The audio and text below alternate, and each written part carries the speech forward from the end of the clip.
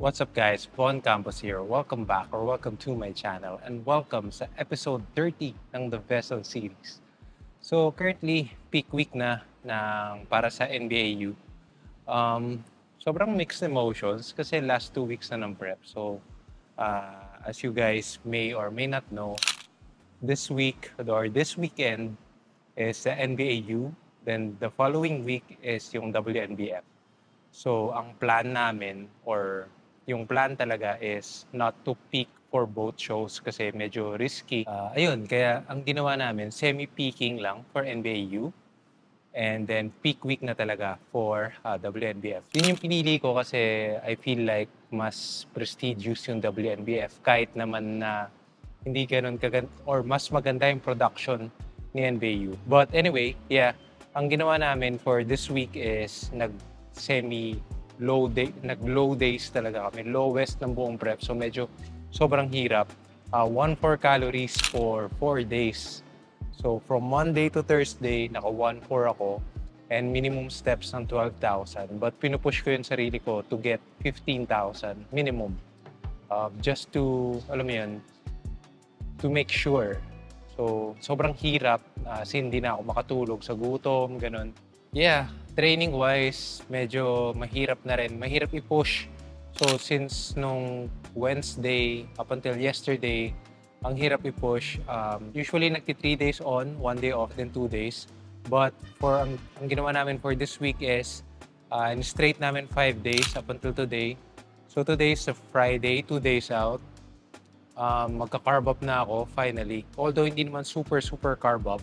Medyo higher pa rin siya sa usual ko but hindi yung tipong 500 carbs. So naka 300 carbs ako today and tomorrow and a shit ton of water. So ito yung physique update ko fasted. I would say in a month, sabi rin naman ng coach ko, si Grant, nag-improve naman na yung physique ko since yung last show and hopefully may laban na daw to pagdating sa mga susunod na shows. So very surreal yung feeling kasi I've been dieting for a number of months. Alam mo yun, parang gumigising ako 5 a.m. every day to do cardio. Tapos may mga brain fart moments, may mga, alam mo yun, very surreal lang na patapos na siya talaga. And yeah, salamat sa circle ko. Alam mo yun, sa friends and family ko na nakasupport kahit na, alam mo yun, sometimes medyo it takes a toll out of you kasi talaga pag prep And alam mo yun, parang para sa little to no benefit, more on talagang bragging rights lang. Well, sa tingin ng ibang tao, bragging rights lang. But, ayun, marami akong natutunan ngayong prep. Marami akong hindi lang basta sa bodybuilding but more on for myself, yung faith ko na strengthen, yung pagsusurrender ko, parang I believe mas kaya ko na kaysa yung kinokontrol ko lahat. But ayun, anyway, today is just today and tomorrow medyo chill day. Pinili ko nang hindi pumasok today, nagpaalam ako para just to relax. And today may athletes meeting. But ayun, parang medyo ano lang. Parang ang ano lang sa feeling na shit, tapos na. Lahat ng work natapos na. Itong next few days mag-a-adhere na lang sa plan. But lahat ng hard work, dieting, training, lahat basically parang tapos na. So ayun, sige. Right now, punta ako sa bahay ng mom ko. Kuha ko ng few things para sa show day, like yung cart, talagyan ng mga gamit, and prepare ng mga kailangan pa. But basically, parang okay na Semi-done na. Sobrang excited na ako. Sige, I'll take you guys to ride, and I hope you enjoy the video. Or the next following videos. What does losing feel like to you? It's exciting. Why is it exciting? because it means you have different ways to get better. There's certain things that you can figure out that you can take advantage of, right? Certain weaknesses that were exposed that you need to shore up, right? So it was exciting. I mean, it sucks to lose, Right. but at the same time, there are answers there if you just look at them. Okay. I'm a trendsetter. I'm a trendsetter. I'm a trendsetter. Okay. Let go. Hey, okay, I know I'm here to stay. Counting on my wins, so I can't play it safe. Try to go against us, get you out the way. Go hard, it's the only way to play. Let me say, I'm a trendsetter. I'm a go-getter. I'm a trendsetter. I'm a go-getter. I'm a trendsetter. Who can do it better? I'm a go-getter. I'm a trendsetter. Hey, look. They keep calling me, could you ride this beat? Look proudly. Okay, it ain't no problem. See, I can mold this thing like pottery. Better I'ma bet on myself. And before the top, and I don't need your help. We set the tempo, we run this thing as simple. Let's go. Boy, I'm locked in. Know your place, I'm top 10. And all my haters watching, so you know I keep on clocking. Let's go time. My whole style of go. Mine. Take my place, I hold mine. Run up, then it's go time. It's show time. Whoa. Yeah, they know I'm the one that set the trends, dog.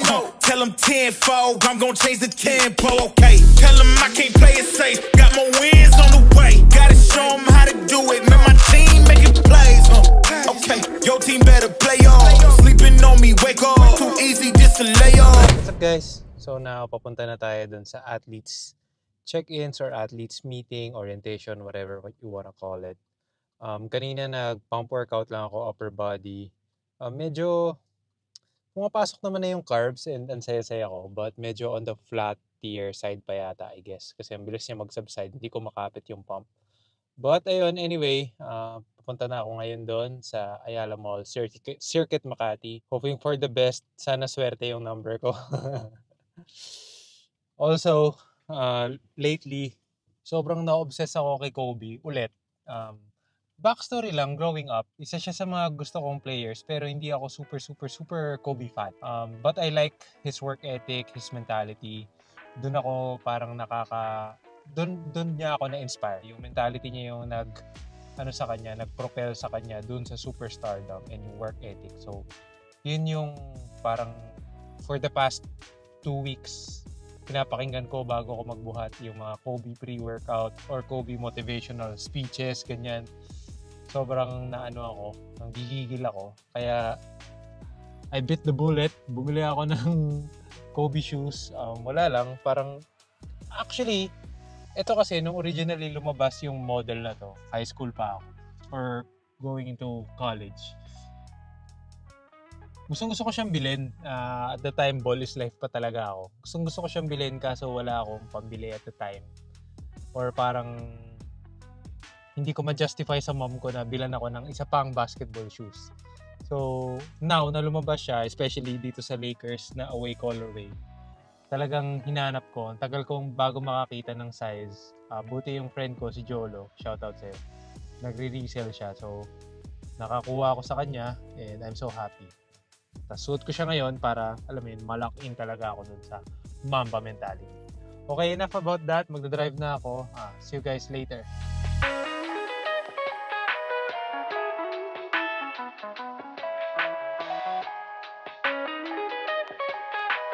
Okay guys, so tapos na tayo mag-register.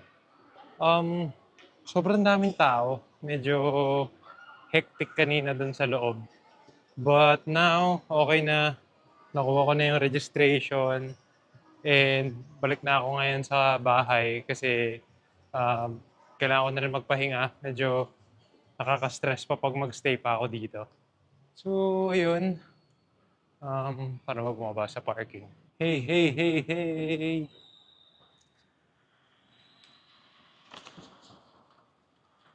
Tignan nyo guys. Ang nakuha kong number or ang pinili kong number is 168. O, diba? Sabi sa inyo kailangan ko ng swerte. Bam! 168. Pampadagdag swerte. Although, ayoko naman mag-rely lang sa swerte, you know. Pero, syempre, Para lang cute. So yun, uwi na ako. Hopefully,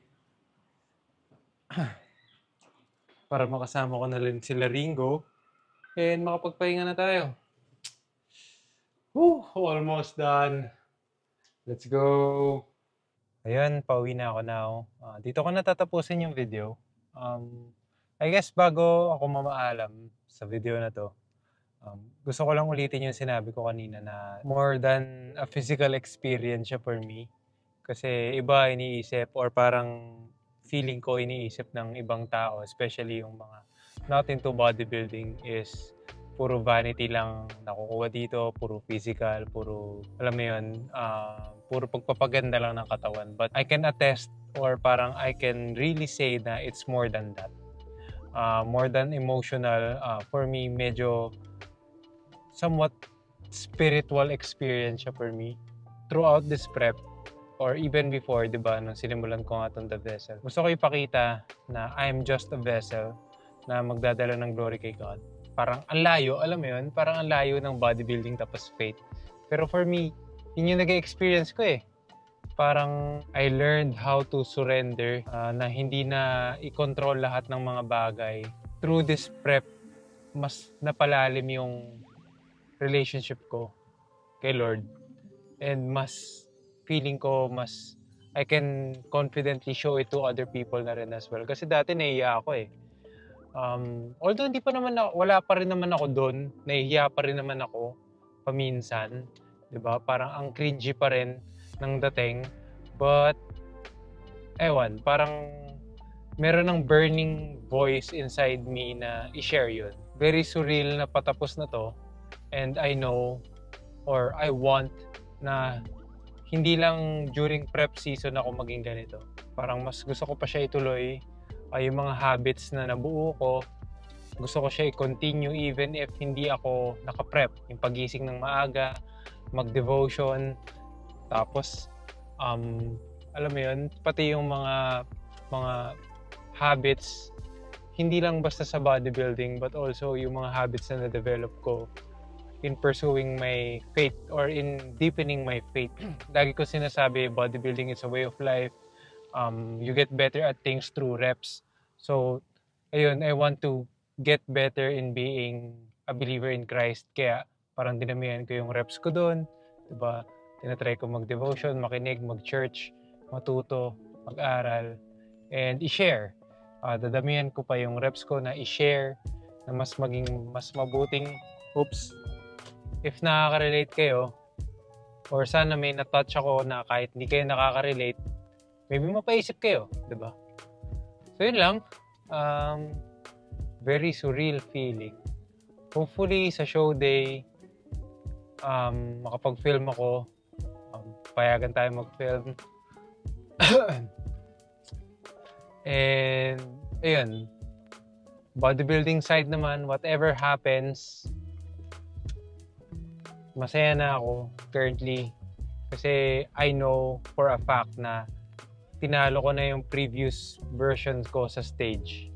So everything right now, especially right now, this is my best shape ever. Lifetime achievement na talaga to for me. So whatever happens, mag-place man, lahat na lang yon, bonus na lang. And sa show day, manonood yung mga kaibigan ko and yung family ko. So I have that to be thankful for. Diba? Hindi lang, ayoko na mag-focus sa placing alone. Kung mag-place, thank you Lord. Kung hindi, thank you Lord pa din. So yun lang, I'll see you guys on show day.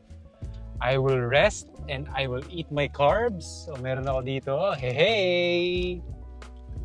So ayun lang, I'll see you guys on the next one. Again, this is Von Campos, reminding you to follow your passion kahit na 0.1% progress na everyday. Okay lang kasi it will all add up someday. See you on show day. I'm out. Peace.